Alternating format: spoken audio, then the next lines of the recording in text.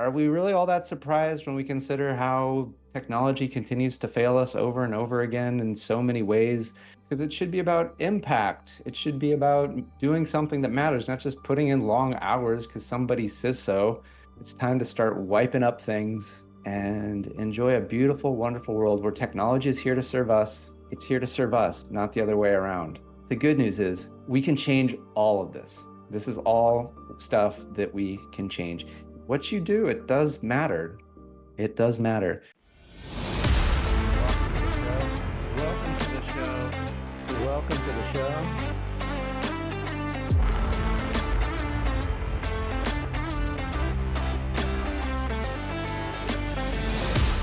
Why is technology bad? That's the question I'm going to be talking to today.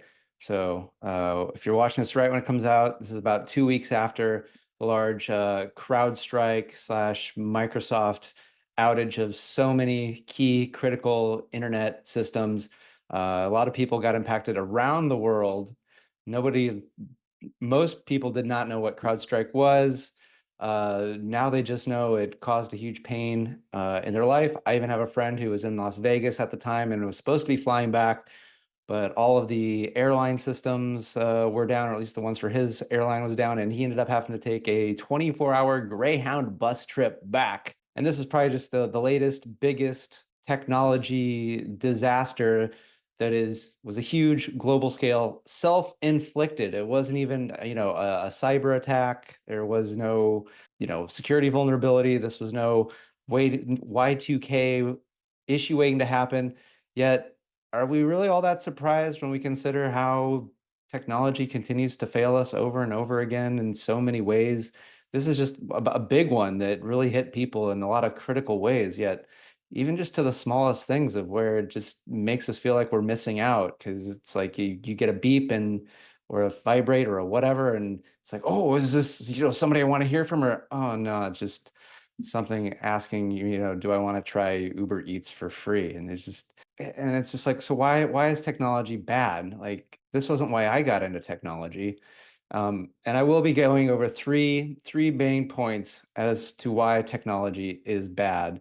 So get ready to buckle up and enjoy these three parts that I'll be getting to. And I'm also going to be referencing a story that I read on Yahoo Finance that really got me motivated to do this topic as well, because I think it helps underline why technology is bad. Because I've been in the technology field way too long now. I mean, I got into it when I was like a teenager.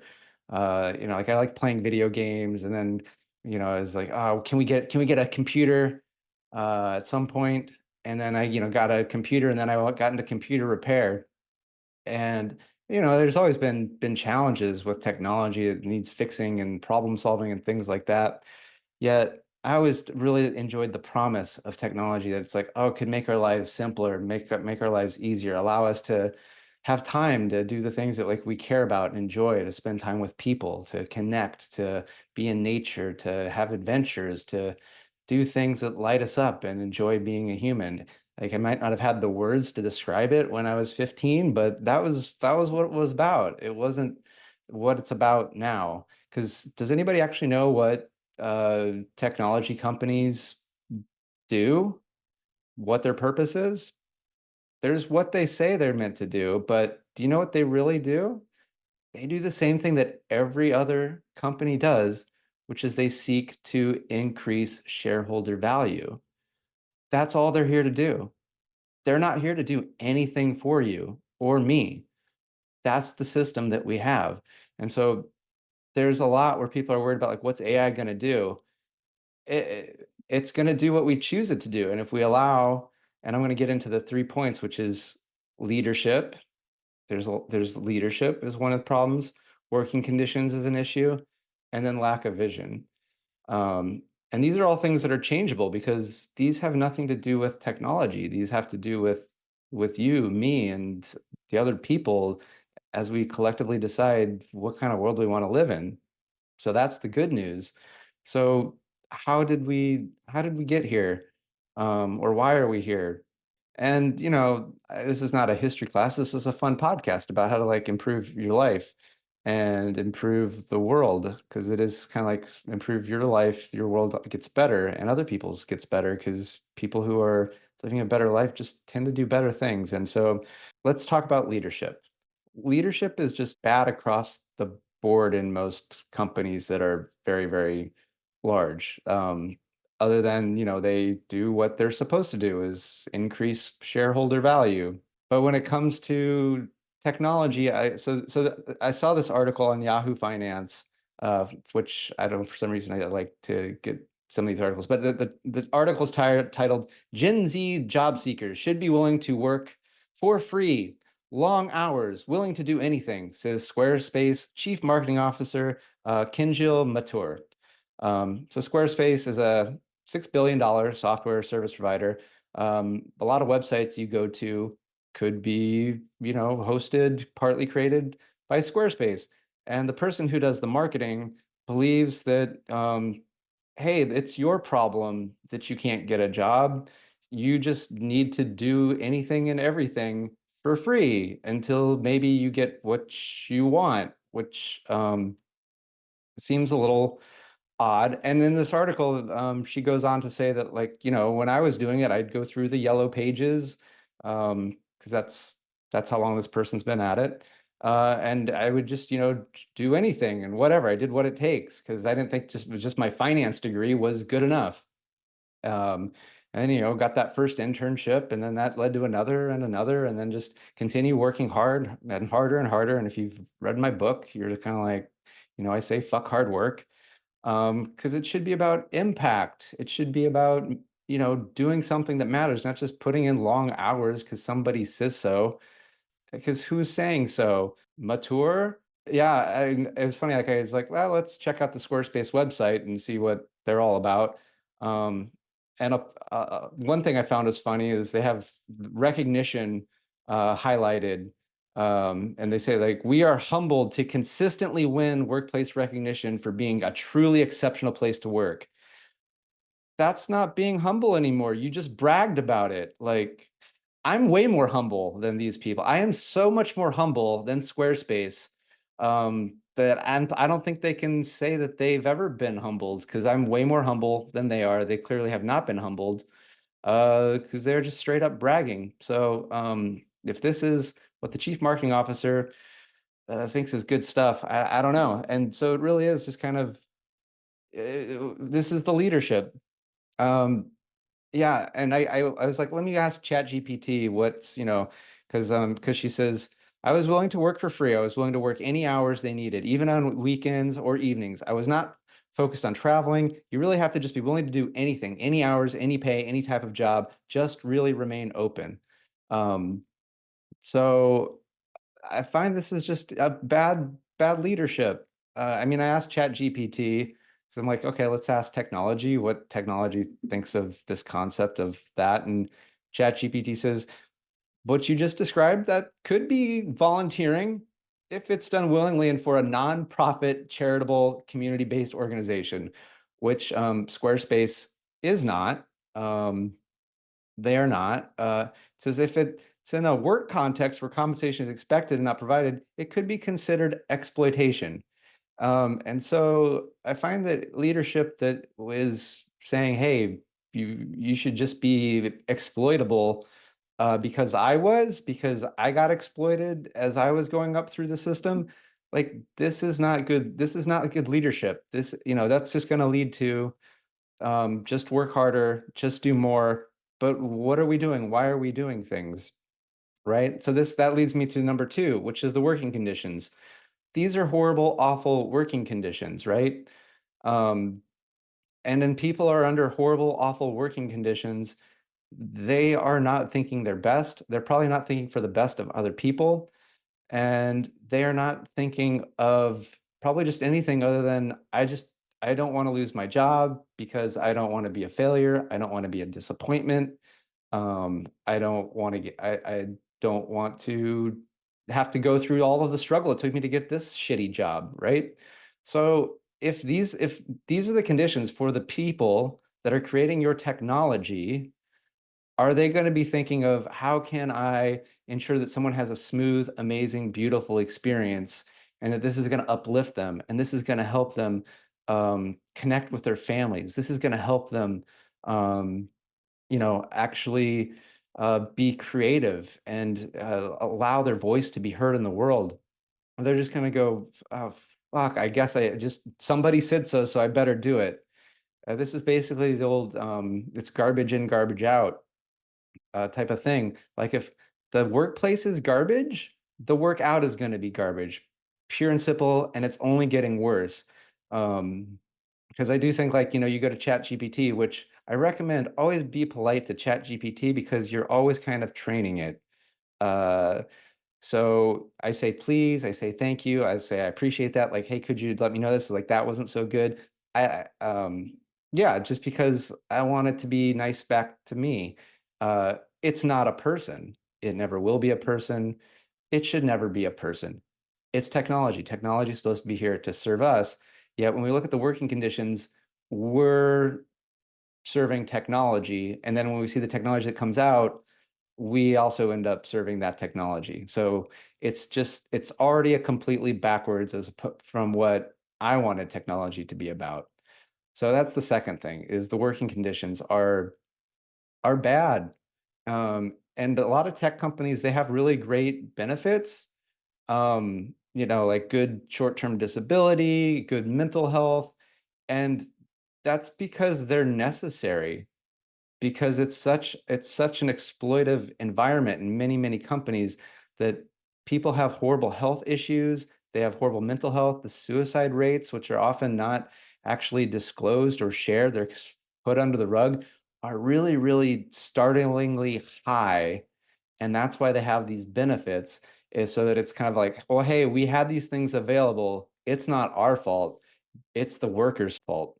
Because again, the leadership says, hey, you're just supposed to do whatever it takes. You're supposed to work hard, and that's your fault if something bad goes happen. Yeah, and one other kind of fun quote that comes from Martha, the chief marketing officer. I think it's just, I'm sure most other C-suite executives in large companies have these. Just Martha was said the quiet part out loud. Like, I don't know why they're sharing this. Like, so now don't go work at Squarespace. I would not advise you to use Squarespace because apparently they must treat most of their employees horribly. And eventually that's going to turn into a horrible product. So here's another quote that, oh, it's about hiring new people out of college. The list of criteria for people coming out of college or in college right now is so long, saying that the time will come that you can be picky. But for now, the advice is to flip the script.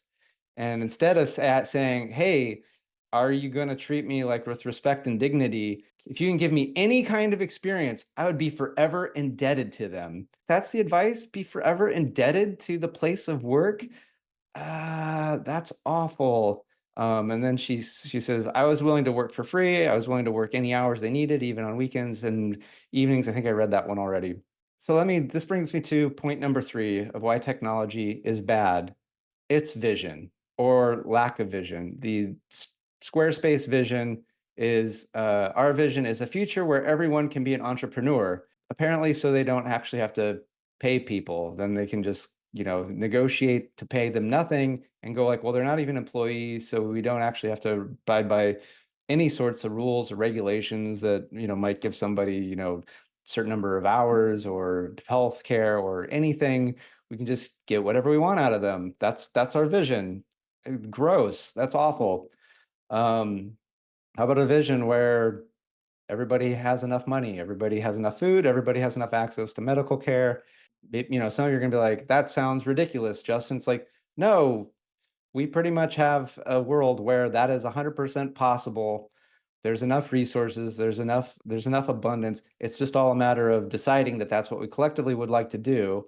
That's called a vision, knowing that at some point we humans don't need to do anything. Right? Because you just imagine with artificial intelligence getting better and better, the rise of robotics, there literally will be no reason for any human to do anything. So why get up in the morning?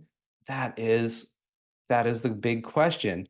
And it is to do these things that I said is the reason for technology that I knew back when I was 15, before I went and got a doctorate in electrical engineering, before I started working at these super, super huge Fortune 100 companies and, big, giant, multi-billion dollar pre-IPO startups, is that the whole point is to allow us to, have adventure and to have fun and joy and to connect with people and to be able to be creative and do stuff just for the experience of it.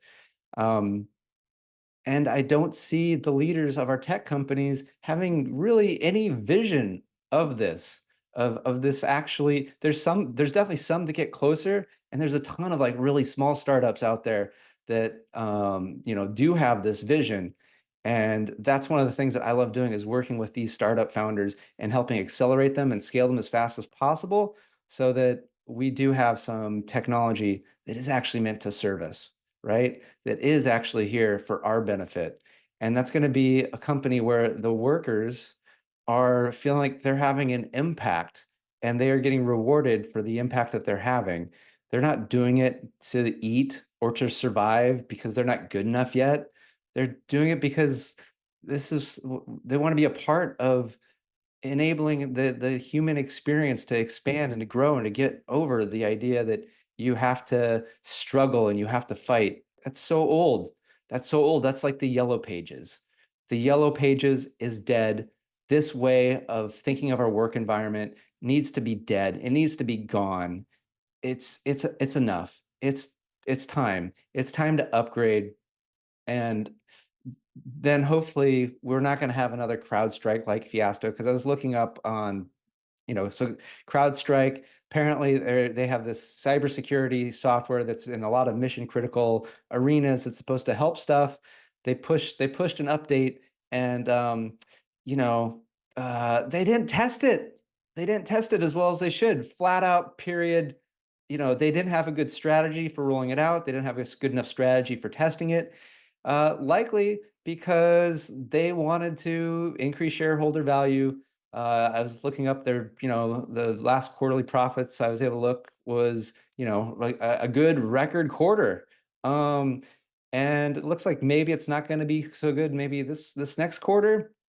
But again, that's an anomaly, because usually companies just get away with this. They're able to get more money, they're able to improve the shareholder value, so they get encouraged for basically just like squeezing the blood out of the stone, and the stone being the workers and also the consumers. So it's we get less and shareholders get more, but to what end? To what end? The shareholders get all the money. We're all, even if you're a shareholder, you got to live in this world too, right? I don't know. I've always found it very interesting. A lot of people who are just like, I don't have any kids. Why should I pay for schools? Because bored kids will just do nonsense like cut up your car or beat you up or whatever because they're bored and they don't know better. So teach them things, and so they do something else besides cause mayhem and whatever. So just from a pragmatic sense, like invest in people and invest in a vision. And I want to live in a world where we don't have a CrowdStrike downturn ever again. We are not saying that people that have invested heavily into their education and learning skills, that they still haven't done enough and they need to be indebted to somebody who gives them a shot to do work for them for free. um, and I like that there wasn't even any talk about doing this because this is your passion. And, if something is your passion, this is just like bullshit, admin, nonsense, crap work that was likely dumb. Um, because let me end on point four, which is back to leadership. A lot of leaders just have bad ideas. They're poorly thought out. I once worked with a principal engineer who he told me, he's like, yeah, when my boss, the director, tells me to do something, I wait until he tells me 3 times, because most of the stuff he asks for, he doesn't even care about. So I just ignore it until he asks 3 times, and then I consider doing it. Um, and I found this to be very prudent and wise, that most of the people in charge asking for stuff They don't know. I even recognize a lot of times I ask for stuff and it's not that important or that thought out. And I'm always very happy when my producer, my executive assistant, kind of goes like, "Why are we doing this?" Or "What's do you still want me to do that?" And then sometimes I'm like, you know what? No, I don't need that. And other times, you know what? I'm glad you caught that. Yes, we should really do that. Yeah, because it's like we should be doing things that are thought out and of benefit and have impact. We shouldn't just be working hard. We shouldn't just be forcing people to do crap because we went through crap. It's that just leads to a shitty world. It's a shitty world. It's time to start wiping up things, tidy up, go clean, and enjoy a beautiful, wonderful world where technology is here to serve us. It's here to serve us, not the other way around. And it's only going to be that way when we have companies that are there to serve their worker and also there to serve their consumer and not just there to serve shareholders. So if you're wondering why technology is bad, that's why. That's the reason. And the good news is we can change all of this. This is all stuff that we can change. You can change it by, where you decide to work, what products you decide to buy, and also by, what regulations and stuff you decide to support or don't support. So do be mindful of like, hey, what's it like? Because what you do, it does matter. It does matter. So with that, I want to know what you think. What are some examples of technology like not working out very well? And how could technology be better? What are some of your ideas that can make technology good? Because I do believe that now more than ever, we have so much possibility to make this the world that we all would like to live in. And there's plenty and there's enough. So with that, thank you and good day. Thanks for tuning in to Engineering Emotions and Energy with Justin Wink, Ph.D. Today's episode resonated with you? Please subscribe and leave a 5-star review. Your feedback not only supports the show, but also helps others find us and start their journey of emotional and energetic mastery. You can also help by sharing this podcast with someone you think will love it just as much as you do. Together, we're engineering more amazing lives.